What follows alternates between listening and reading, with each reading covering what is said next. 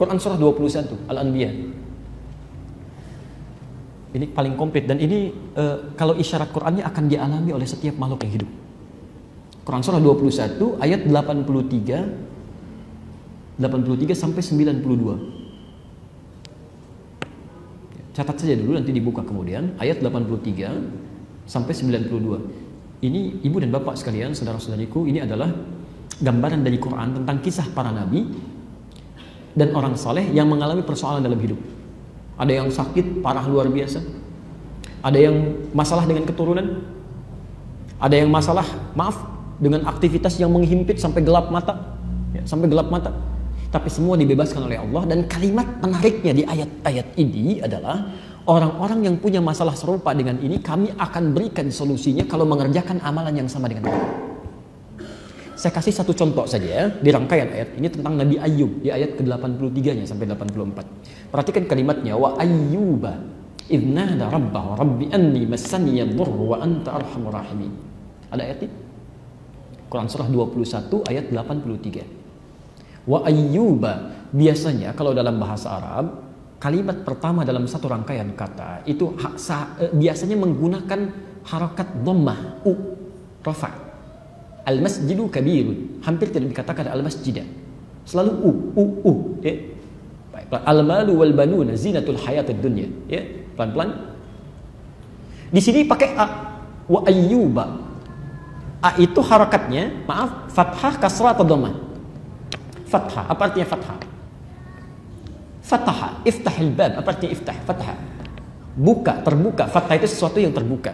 Wa ayyuba, dan kami buka kisah Ayub ini untuk menjadi inspirasi bagi siapapun yang melihat dan mempelajarinya. Ada ilmu nanti untuk membaca itu ya, diantaranya di ilmu arud. Kenapa harakatnya fathah, nasab, kuat, nasab itu kuat. Seakan-akan ingin katakan kami buka kisah Ayub ini supaya jadi inspirasi untuk Anda, menjadi motivasi yang kuat dalam kehidupan. Idnada rabbah, ketika beliau menyeru pada Tuhannya, diuji dengan penyakit luar biasa, Bu ya. Tapi jangan ngarang ya. Ini tidak disebutkan penyakitnya apa, cuma kondisinya luar biasa parahnya. Ada yang berspekulasi mengatakan penyakitnya itu penyakit kulit, ya. Kemudian ada belatungnya, begitu mau sholat dicopot dulu, setelah sholat dipasang lagi, nggak ada kerjaan ngarang-ngarang begitu, ya. Itu nggak ada. Itu zamannya Ali bin Abi Thalib. Kalau ada yang seperti itu, besoknya nggak ngajar lagi.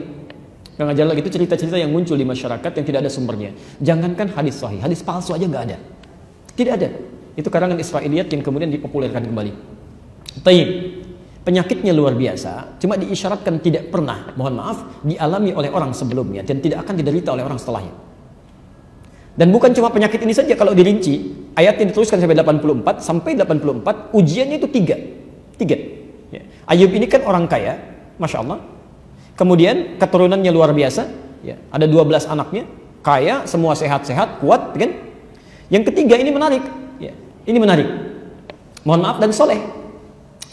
Ya. Kaya, keturunan sehat, kuat, dan soleh, dekat dengan Allah, ya. Sehat luar biasa. Satu kali diuji dengan 3 hari aja, 3 hari.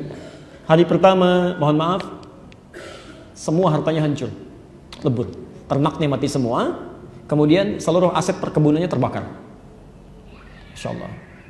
Apa yang terjadi? Ternyata ibadahnya meningkat 2 kali lipat, bukan menurun. Ayo kami uji ini untuk contoh bagi manusia. Engkau kaya luar biasa, banyak aset saya hancurkan sekarang. Apakah akan turun ibadah? Tidak, 2 kali lipat. Ada nabi, rasul, Masya Allah, surganya jelas. Diuji dengan kekayaan, hancur semuanya dalam 1 hari, meningkat ibadahnya 2 kali lipat. Ada orang bukan nabi, bukan rasul, nggak jelas surganya, kehilangan sendal di masjid, rame. Masya Allah, ya. Nggak evaluasi diri gitu ya. Baik, kita teruskan. Hari kedua, barangkali keturunannya masih ada. Diwafatkan oleh Allah, 12 anaknya wafat sekaligus. Bukan 1-2, 12 anaknya. Seorang kehilangan 1 anak, dipanggil oleh Allah. Bukan kehilangan sebetulnya, bukan kehilangan. Allah ambil, tugasnya selesai. Cuma tinggal yang belum selesai adalah tanggung jawabnya di akhirat, akan ditanya. Maka yang sering berharap punya keturunan setelah dikasih, hati-hati itu titipan, Anda akan ditanya. Mungkin tugas Anda tidak harus sampai dewasa. Masya Allah, ada yang tugasnya baru berapa bulan, ada yang tugasnya baru dilahirkan, ada yang tugasnya sampai beranjak tumbuh. Hati-hati, itu semua tugas, ya. Dan akan ditanya di akhirat nanti. Ini 12 anak yang diwafatkan oleh Allah, dipanggil segera. Meningkat lagi 2 kali lipat. Barangkali masih sehat, diuji dengan penyakit yang tidak dialami orang sebelumnya, tidak akan pernah dirasakan oleh orang setelahnya. Masya Allah. Kurang lebih nikmat dalam masa 20 tahun.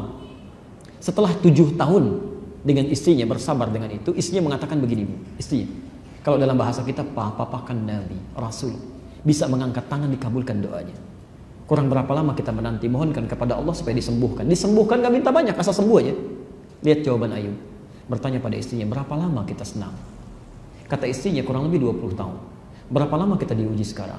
Kurang lebih 7 tahun. Perhatikan Pak jawaban Ayub. Nanti saja, kalau masa ujian sama dengan kekayaan itu 20 tahun, sama-sama senangnya, baru saya mohon kepada Allah. Malu rasanya, diberikan kenikmatan 20 tahun, diuji seperti ini baru 7 tahun sudah minta kepada Allah. Malu rasanya.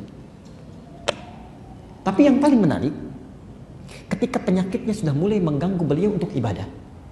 Bukan beraktivitas. Ya. Jadi saat sakit masih bisa beraktivitas, masih bisa ibadah, gak pernah mengeluh.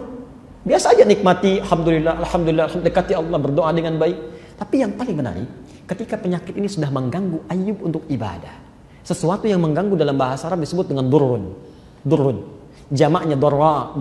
Nanti ada godaan-godaan dalam hidup ibu, bapak sekalian yang akan mengganggu secara fisik pada kita. Ya. Di antaranya Al-Baqarah, Quran Surah 2 ayat 214. Posisi paling kanan sebelah bawah. Ya. Am hasibtum an tadkhulul jannata wa lamma ya'tikum mathalul ladzina khalaw min qablikum masathumul ba'sa wad dharra. Ada penyakit yang mengganggu, ya. Ada godaan secara fisik, ya. Kalau Ayub kena penyakit fisik luar biasa, barangkali kita kasih hujan, ya, mulai kena fisik macam-macam. Nah, ini penyakitnya sudah mengganggu kepada ibadah, sulit untuk ibadah, ya. Kalau kita mau sholat susah gitu ya, baru berdoa. Masya Allah. Apa doanya? Perhatikan doanya. Rabbi anni massaniya dhurru wa anta arhamar rahimin. Perhatikan kalimat doanya. Ya Allah, penyakit ini sudah mengganggu saya untuk bisa mantap menunaikan ibadah kepadamu. Ya Allah, penyakit ini sudah mulai mengganggu saya dalam ibadah nih, sudah gak nyaman lagi ibadah. Sedangkan kau yang paling sayang kepada saya. Ya. Kalau dalam bahasa bebas, kalau yang paling sayang saja tidak mengabulkan doa saya, lantas kepada siapa lagi saya mesti minta? Allahu Akbar. Ketika kalimat yang disampaikan oleh Nabi Ayub melekatkan kata ibadah, langsung turun jawabannya di ayat 84-nya. Fastajabna. Ya, menggunakan fa, Pak. Saya pernah terangkan dulu ya, masih ingat? Ada menggunakan huruf waw, ada menggunakan thumma, ada menggunakan fa. Itu beda. Kalau pakai waw itu ada jeda sedikit.